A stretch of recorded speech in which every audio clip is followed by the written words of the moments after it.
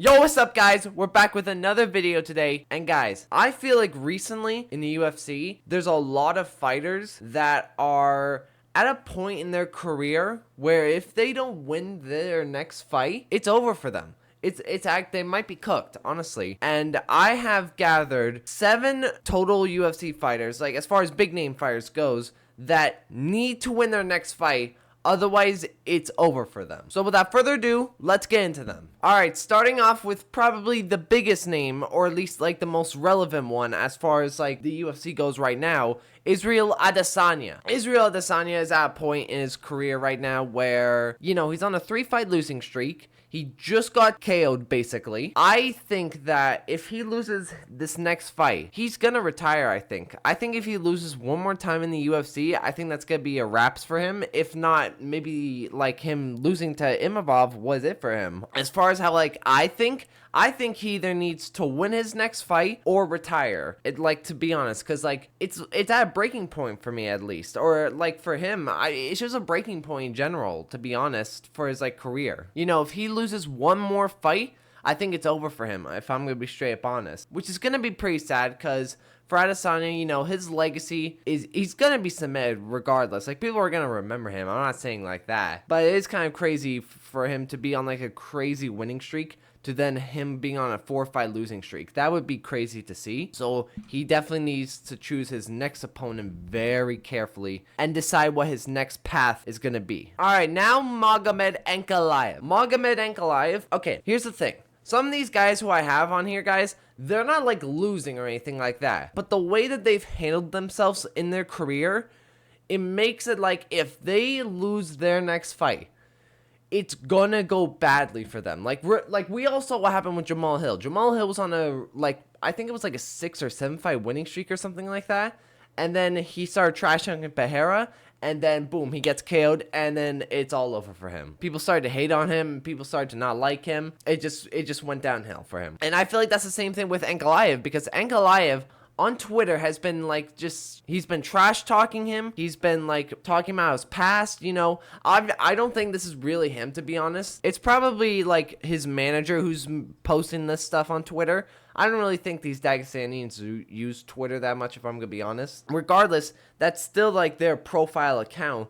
And I don't think that they would, like, or at least Alex Pereira's guys, they would be like, that's someone else. They're seeing it as, like, him, like, tweeting this out and whatnot. If he loses his fight against Alex Pereira, it's gonna go badly for him. I think it's gonna be worse for him than it was for Jamal Hill. But that's gonna be a little bit hard, because the downfall of Jamal Hill after he lost to Alex Pereira was absolutely insane. It was absolutely insane. I don't think people are going to clown on him that much because, like, for one, he's Dagestanian. Dagestanian fans are just always going to be biased, so they're not going to be clowning on him compared to how people were clowning on Jamal Hill. But, you know, whatever. But yeah, even though Ankalaev hasn't lost a fight in like a couple of years now, if he loses this fight, it's still breaking point for him. For if he loses his fight, he's kind of cooked. Alright, Brian Ortega. Now, for featherweight, I could have chosen Volkanovski, but honestly, I think Volkanovski is already cooked. I think when he, like, got KO'd by Poirier, that was it for him. I don't see him ever becoming a champion again. I think a lot of people view him like that, but I wanted to go with someone more different. So I went, like, with Brian Ortega. And to be honest, out of, like, Volkanovski and Holloway, he's probably, like, up there for, like, almost being cooked. Because, for one, Brian Ortega is 2-4 in his last 6, guys. Especially in his last fight, he got beaten up badly by Diego Lopez. And honestly, I don't think there's anything left for him in featherweight. I don't think he's ever going to get an opportunity to get a title shot again. If he does, he's 100% losing to Poirier. There's just no way for him to win that fight. And to be honest, this might be a hot take, but I think that Brian Ortega has a better chance at competing for the title at lightweight than he does at featherweight, because styles make fights. And I'm not saying that Brian Ortega beats Islam. God, no, I'm not saying that at all. I'm just saying that the style of, like, the guys in the division, like, I think that the guys who are in lightweight, I think are more beatable for Brian Ortega to win than if he were to try and beat the top guys in featherweight. He'd still lose to, like, all of them. Do not get me wrong. Brian Ortega is never going to become a champion, but I'm just saying, like he has a slightly better chance at like fighting for the belt if he goes up to lightweight than he does in featherweight. That's what I'm getting at. But still, if he loses his next fight, regardless of where he fights, he needs to win his next fight. Otherwise, I don't know what they're going to do with him. I think if he loses his next fight, it's going to be all over for him, to be honest. I like whatever he's holding left as far as like his career and like the rankings and all that stuff. If he loses one more fight, I think that's it for him, to be honest. All right, Michael Chandler, guys. First of all, before we talk about Michael Chandler, I got to rant. I have to rant about this guy because Michael Chandler. There are some rumors. Let me just say that these are rumors, not confirmed, that Michael Chandler is reportedly going to fight Arman Tsarukyan in Miami.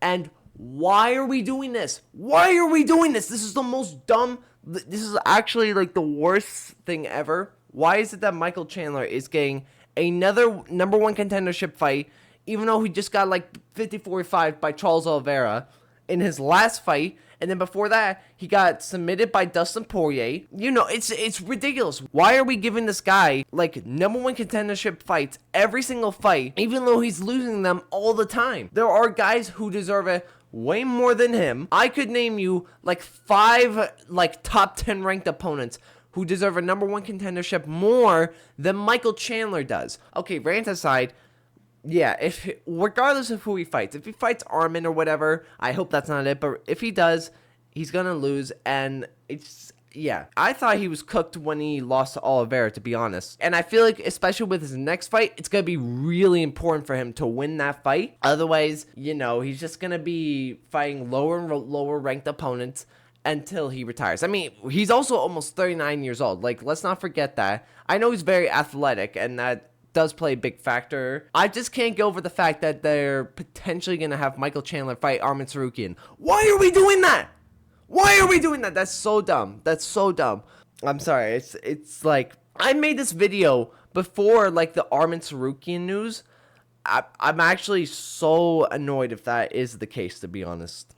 But yeah. All right, now we have Jon Jones. Listen, kid, Jon Jones is the number one pound for pound fighter in the world, guys.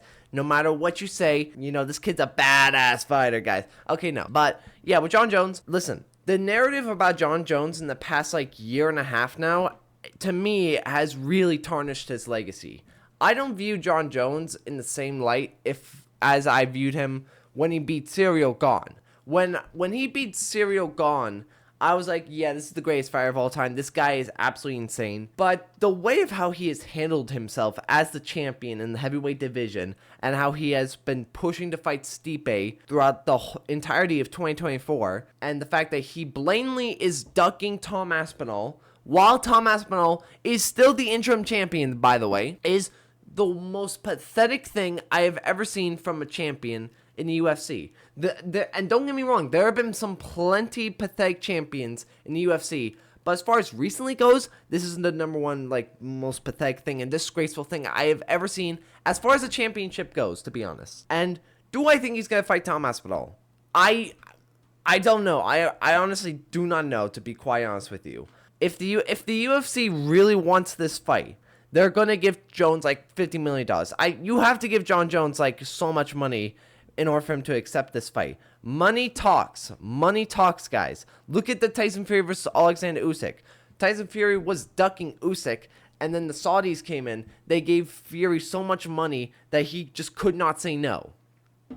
I feel like we have to do that for Jon Jones if we want the Jon Jones versus Tom Aspinall fight. But I don't know if the UFC are going to. I feel like that they might, because I feel like they know that Jon Jones versus Tom Aspinall is a massive fight. The entire story about UFC 309 was about that Jon Jones, if he's gonna fight Tom Aspinall. Okay, I just realized I just went to like a 5-minute rant about Jon Jones. But yeah, no, with Jon Jones, I feel like that Jon Jones, for him to not be cooked compared to like everyone else, he either needs to fight Tom Aspinall and beat him. But if he does fight Tom Aspinall, there's definitely gonna be a lot more respect.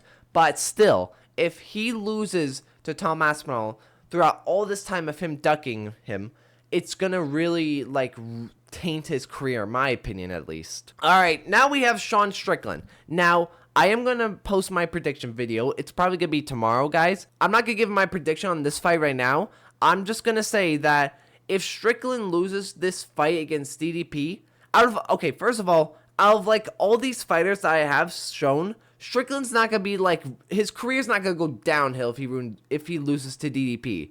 But I feel like he's definitely going to get clowned on, I feel, if he loses to DDP. Mainly due to the fact that all this time he's been avoiding fighting everyone else and just wanting to fight for the title. Because in fairness, okay, I will give him fairness.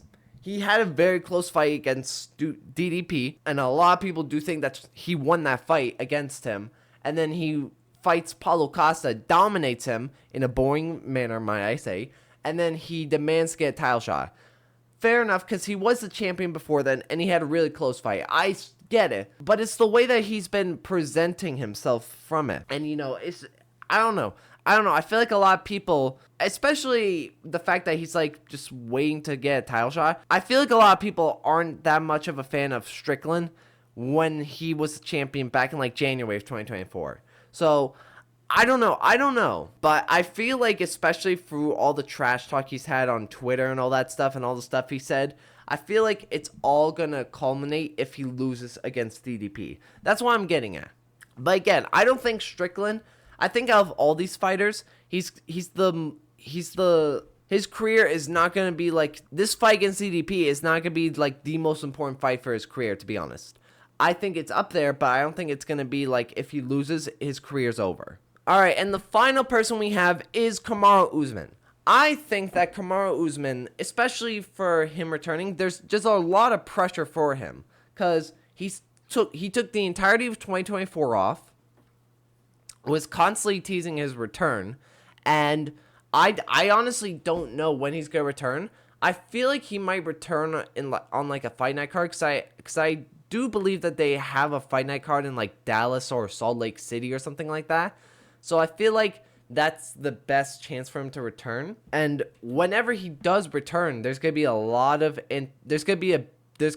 hype for him to return because he was the former champion. He's the second greatest welterweight of all time, in my opinion. And, you know, he's on a 3-fight losing streak. They were against really good opponents. Do not get me wrong. They were against some really good opponents. But still, I feel like for, like, Kamaru Usman's sake, I feel at least, if I had to think of what he's thinking like, I feel like if he loses one more fight, that's going to be it for him. Because he's also almost 39 years old. He's getting up there in age. His knees are probably, like, almost broken by now. They're, like, held on by, like, duct tape and glue. I don't know how they're still working. There's going to be a lot of anticipation for his return. And I don't know when he's returning. I made a video talking about the dude's just disappeared. I legitimately have no idea when this guy's returning. Maybe, I really don't know. I thought he was going to return maybe like the summer of like 2024, but he didn't show up at all. So, yeah, I don't know when this guy's returning. But whenever he does return, there's going to be a lot of hype for him, and there's going to be a lot of pressure on him for him to win his next fight. Because if he loses, man, he's really cooked. But guys, that's me covering some of the biggest names in the UFC right now who need to win their next fight, otherwise they're cooked. Let me know what you guys think of this video. Leave a like, subscribe, and I will see you in the next video. Peace!